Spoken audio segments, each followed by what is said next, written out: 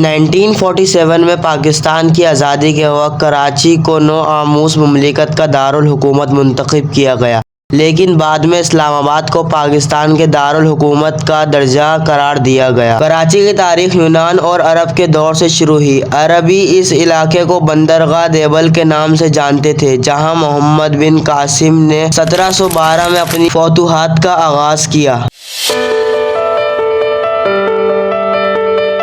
السلام علیکم، میرا نام امان خان ہے اور آپ دیکھ رہے ہیں امان اسپیکس، اور آج ہم آپ کو بتائیں گے کراچی اور اس کی تاریخ اور اس کے موسم کے بارے میں۔ برطانوی تاریخ ڈین ایلیٹ کے مطابق کراچی کے چند علاقے اور جزیرے منوڑا دیبل میں شامل تھے۔ 1772 میں گاؤں کولاچی، جو گوڈ کے مستحق اور بحرین کے ساتھ تجارت کرنے کی بندرگاہ منتخب کیا گیا۔ اس کی وجہ سے یہ گاؤں تجارتی مرکز میں تبدیل ہونا شروع ہو گیا۔ 1775 تک کراچی خان قلات کی مملکت کا حصہ رہا۔ اس سال سندھ کے حکمران اور خان قلات کے درمیان جنگ چھڑ گئی اور کراچی سندھ کی حکومت کا قبضہ ہو گیا۔ اس کے بعد شہر کی بندرگاہ کی کامیابی اور زیادہ بڑے ملک کی تجارت کا مرکز بن جانے کی وجہ سے کراچی کی آبادی میں اضافہ ہوا۔ اس ترقی نے جہاں ایک طرف کئی طبقے کے لوگوں کو کراچی کی طرف کھینچا، حالانکہ وہاں انگریزوں کی نگاہیں بھی اس شہر کی طرف اٹھیں۔ پھر انگریزوں نے 3 فروری 1839 میں کراچی پر حملہ کیا اور اس پر قبضہ کر لیا۔ 3 سال کے بعد شہر کو برطانوی ہندوستان کے ساتھ ملحق کر کے ایک ضلع کی حیثیت دے دی گئی۔ پھر 1876 میں کراچی میں بانی پاکستان محمد علی جناح کی پیدائش ہوئی۔ اس وقت تک کراچی ایک ترقی یافتہ شہر کی صورت اختیار کر چکا تھا، جس کے انحصار شہر کے ریلوے اسٹیشن اور بندرگاہ پر تھا۔ کراچی آہستہ آہستہ ایک بڑی بندرگاہ کے گرد ایک تجارتی مرکز بن گیا تھا۔ 1880 کی دہائی میں ریل کی پٹری کے ذریعے کراچی کو باقی ہندوستان سے جوڑا گیا۔ 1899 میں کراچی مشرق دنیا کا سب سے بڑا گندم کی درآمد کا مرکز تھا۔ پھر 1947 میں کراچی کو پاکستان کا دارالحکومت بنایا گیا۔ اس وقت شہر کی آبادی صرف 4 لاکھ تھی۔ اپنی نئی حیثیت کی وجہ سے شہر کی آبادی میں کافی تیزی سے اضافہ ہوا اور شہر اپنے سارے خطے کا مرکز بن گیا۔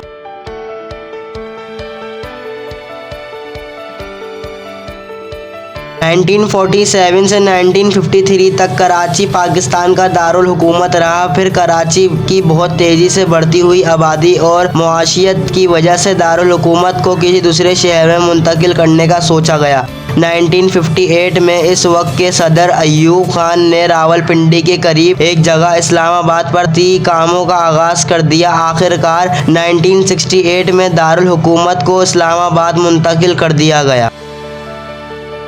کراچی پاکستان کا ابھی بھی سب سے بڑا شہر اور معروف صنعتی اور تجارتی مرکز ہے۔ کراچی 1980 اور 1990 کی دہائیوں میں تشدد، سیاسی اور سماجی ہنگامی آرائی اور دہشت گردی کا شکار بنا رہا۔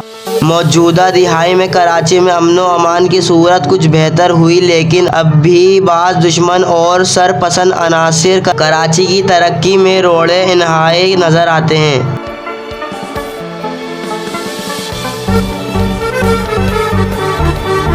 بہرحال ابھی کراچی میں ترقیاتی کام بہت تیزی سے جاری ہے اور اس کے ساتھ ساتھ کراچی ایک مرکزی شکل میں بھی سامنے آ رہا ہے۔ حال ہی میں کراچی کے رکنوں کو ٹارگٹ کلنگ نے بہت حد تک متاثر کر دیا، جس کی وجہ سے کراچی ایک روشنیوں کا شہر مشہور تھا، اب وہ بدحالی، بے روزگاری اور لوڈ شیڈنگ کا شکار ہو چکا ہے۔ کراچی پاکستان کا سب سے بڑا شہر ہے اور صنعتی، تجارتی، تعلیمی اور موصلیاتی اقتصادی مرکز ہے۔ کراچی دنیا کا دوسرا سب سے بڑا شہر ہے۔ کراچی پاکستان کے صوبہ سندھ کا دارالحکومت ہے۔ شہر دریائے سندھ کے مغرب میں بحیرہ عرب کی شمالی ساحل پر واقع ہے۔ پاکستان کی سب سے بڑی بندرگاہ اور ہوائی اڈہ بھی کراچی میں قائم ہے۔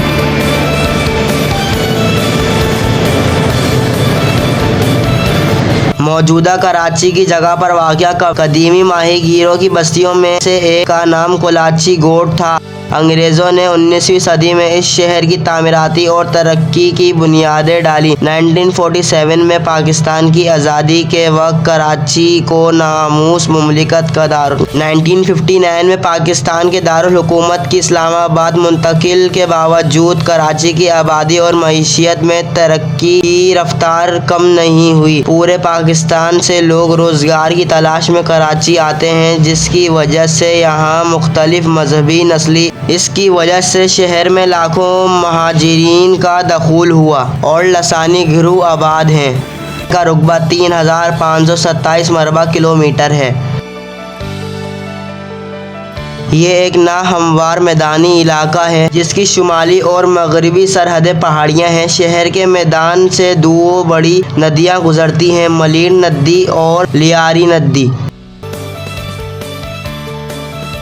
سیلابی ندیاں اس کے ساتھ ساتھ شہر سے کئی اور چھوٹی بڑی ندیاں اور برساتی نالے گزرتی ہیں۔ کیونکہ بندرگاہ ہر طرف زمین سے گھری ہوئی ہے، اس لیے اس کو ایک بہت خوبصورت قدرتی بندرگاہ سمجھا جاتا ہے۔ مگر آج اب کراچی ایسا نہیں رہا۔ جس کو کئی زمانوں میں روشنیوں کا شہر کہا جاتا تھا، آج وہاں دہشت گردی اور قتل و غارت عام ہو چکا ہے۔ اللہ کراچی پر اور ہم پر اپنا رحم فرمائے۔ دیکھتے رہیے ہمارا چینل شارٹس اور لانگ ویڈیوز۔ اللہ نگہبان۔